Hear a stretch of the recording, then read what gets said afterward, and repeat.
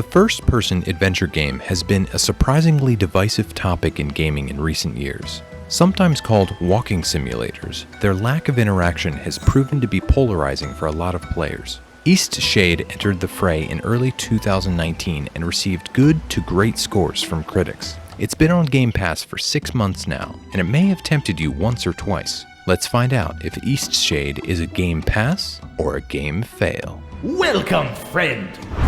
You play as a painter who is shipwrecked on an island with nothing but an easel. The goal is to paint 4 specific scenes to honor your mother's memory. To access the locations for these paintings, you need to acquaint yourself with the local community. What do you say? If you make me a painting, I'll teach you how to make twine. The citizens feel like real people with their own complex quirks, and their stories intertwine in surprising ways. We want to know more about this world and help the people in it. Oh dear. Oh no. I've done something terrible. Eastshade draws more within the lines of the common adventure game. The primary gameplay mechanic is painting. You'll create art to fulfill various requests, but the actual painting process is really just taking a picture, with a twist. It's a neat union of gameplay and tech. There are also more traditional puzzles to decipher, even if it regularly falls back on learning a vocabulary term and asking the locals about it.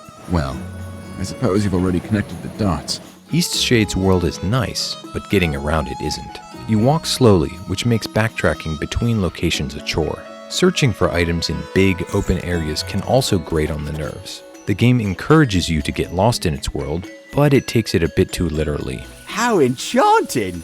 It's easy to lose your way, and there's no map to follow until well into the adventure. Even then, it's of limited use with few landmarks. A compass would also help, but there isn't one. The lack of direction plays against the game's objectives since it makes us weary of venturing forth into unknown territory. Be safe, traveler!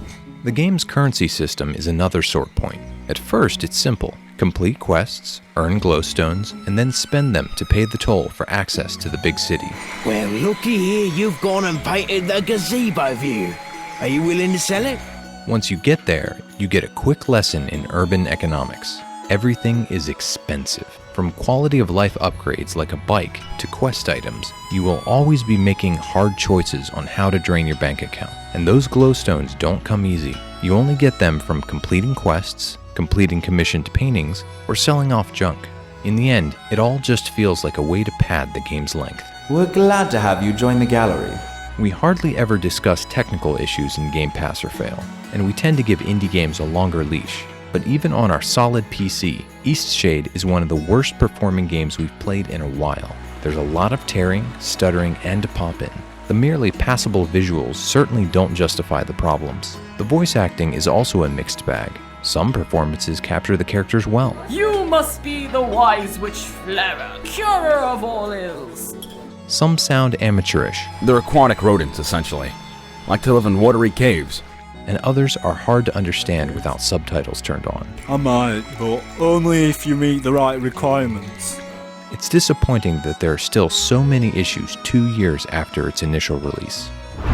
Game Pass has a lot of adventure games available. On the hardly interactive walking simulator side, the progenitor of the genre, Dear Esther, is included, but it's a polarizing game where the critics are concerned. Fulbright's Gone Home and Tacoma are also available if you want something a lot more polished.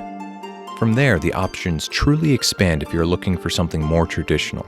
Full Throttle and Day of the Tentacle are LucasArts classics, and they've both been remastered and reworked by Double Fine. Night in the Woods and Oxenfree are side-scrolling adventure games with great stories, and the former was our Adventure Game of the Year in 2017. Tell Me Why is Dontnod's latest refinement of the Telltale formula, though critics haven't really settled on a consensus. No matter your taste in adventure games, Game Pass has plenty of options, so you can be picky.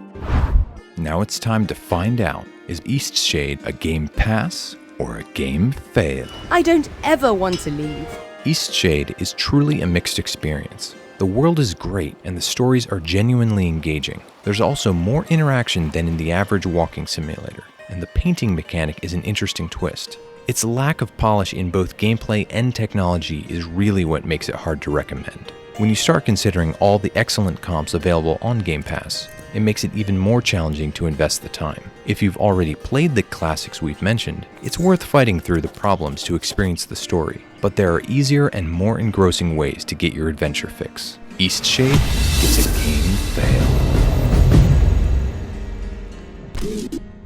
For next week's episode, the randomizer selects Alan Wake.